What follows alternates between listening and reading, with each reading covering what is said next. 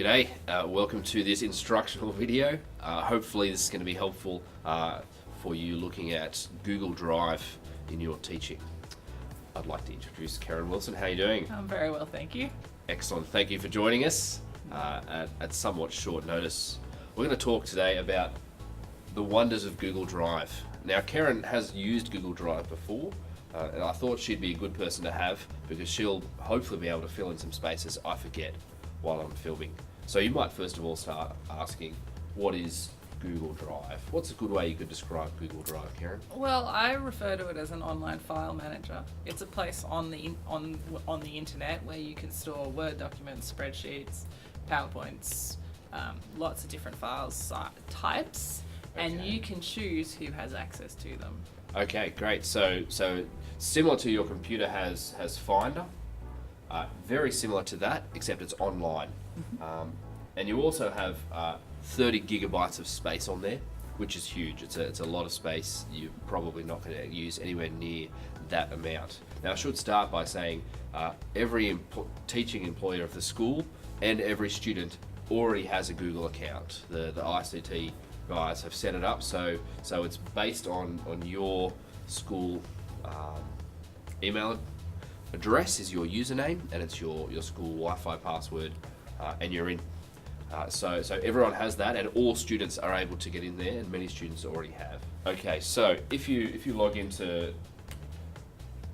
to Google, you'll have an option up here to sign in, and once you click on there, it'll have an option that says type in your username, and that's, as you can see for mine, scottwimble.sgcs, your name. So you click on that and you'll find this. So this is my account. The password for me and for everyone that are teachers, your initials and then a 4-number digit that you've been given by Wilson. Click sign in and you'll see this Google Drive. So it's, as I said, a file management system. But it's not just a file management system, as Karen said. So you can upload things. So if I find a file here, just a random file, I just drag it along and it will instantly upload for me. So there it is, uploading, and I'll find it. There it is there. So yes, you can actually send files there, but more importantly, you can actually create files. So if you're in Google Drive and you click create, it gives you a whole bunch of options here, Karen. Document, presentation, spreadsheet, etc. So we'll talk about those a little later. But one of the great things about Google Drive is the ability to share and to collaborate with other people. Yes. Have you used that before? Yeah, with my Year 11 class at the moment, we have in software design and development, you have to create a data dictionary, which is where you store all the variables, and I have one for the whole class, so that so just one document? One document, and we're making one data dictionary because we're making a suite of games in Year 11, and so So they can access that one at a time? They can access it all at once if they want, and I've given them strict guidelines about how to collaborate in the spreadsheet, and it's slowly getting the variables that everyone's using for their projects in the one document. Great, fantastic. I'll show you an example of that. So if we go to My Drive, and I click on an example from my Year 11 modern class, if we go to edit, here is, let's just pick Mary Seacole. So this was done yesterday. The class, Andrew, Arena, Jamie, and Hi Guys. Great stuff there. They're not all in at the moment, but when they appear, you'll see different coloured boxes appear on the screen with each student's initial, including mine because I'm a part of it. And when there's more than one, there's even a little chat box which pops up so the students are able to type things to each other within the document and use that. So it's great for group work. So very helpful because they can work on obviously different slides at the same time, as well as work collaboratively in different documents. So we could create, say, a drawing or a mind map even, and they can work together on a mind map each. So it's really powerful for that. Great stuff. I've done this thing, I'm not sure if you can see this, where I've used it's called a script, and the ICT guys and the HCI department can help you out with this as well. But I've used a script so that it's set up a folder structure so that every single student in my class has access to the same folders. So this is my 11 Modern History class, and you'll see they have a view folder. And if we click on it, this is all the students in my class. So there's 16 of them, and underneath it says can view. So any document that I upload into this folder, every student from anywhere, even when they're not at school and they're at home and they're on the other side of the world, they can view anything and download anything in that folder.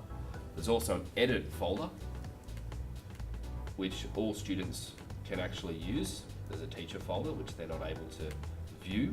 That's where I put my teacher resources. There's an edit folder where all of them can actually go in and edit anything that's put in that folder. So if you would put your data folder, your data file in there, and all of them instantly have access to it. On top of that, you could just make a new document and create and share, and then you can email people to invite them.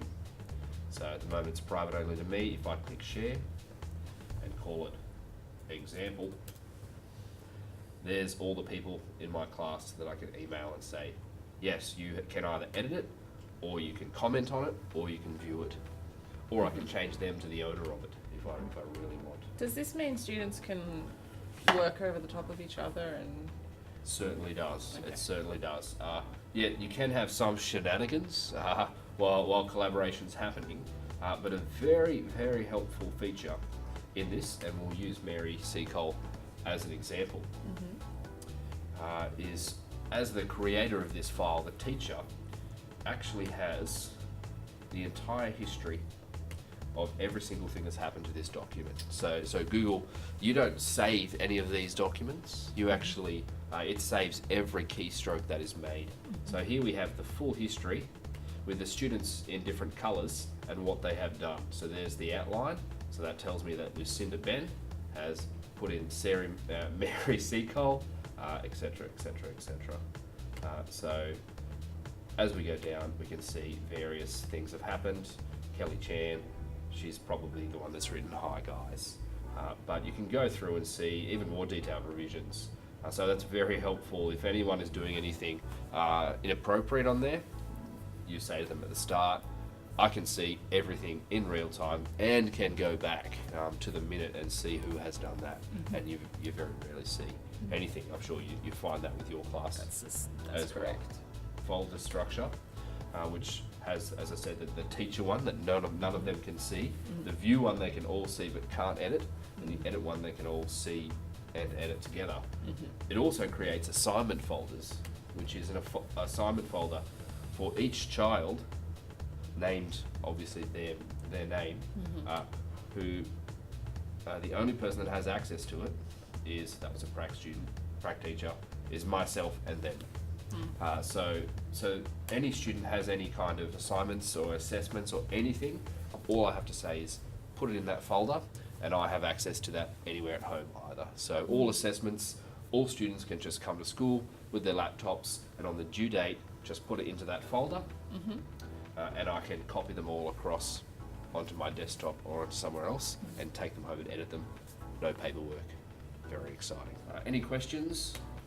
So you've shown me a lot of documents. What other sort of document, like what other style of documents can it do? Spreadsheets? Can it do? Okay, great question. So if you're ever creating a document or something like that, it creates it in the folder that you're in at the moment. So if we were going to create one in legal studies, you'd go to legal studies and then hit create, and here's all the options down on the side. If you don't do that, can you move them later? You certainly can. So juvenile justice here, or juveni justice if you've missed an L, you can right click on it and there's a whole bunch of options here. So you can open it with different documents, you can manage it, you can share the document with someone, so you can email it to them. It actually has the details and the activity of the document, who owns it, when they created it, how long they took in creating it. You can also move it to anywhere within. Perfect.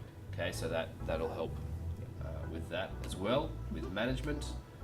I find it very, very easy to use. So you can either have the the list or the grid, depending on what you like. The two people appear, that means it's shared with someone else. So this Year 12 folder, no one has access to that. This one, I believe I sent it to Myra, so there she is. She can edit, and I can obviously edit as well. So that's very helpful. Okay. So what other sorts of files? So we've got documents, presentations, so that's PowerPoint, exactly the same as PowerPoint. Spreadsheet, that's Excel. Google Forms. So Google Forms, you've all probably seen this. Beck Kimpton loved using this for forms. So every time she would create a form, she would use Google Drive for this.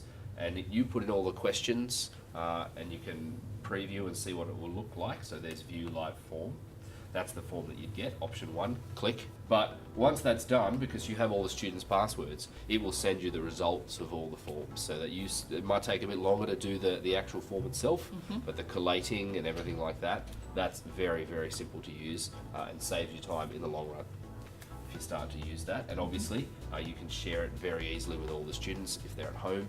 They have the email address, or you can put it into one of the folders that they have access to. Can you just use it for getting information, or can you set up a quiz, or? You can do a whole bunch of things like that. Most certainly you can set up quizzes.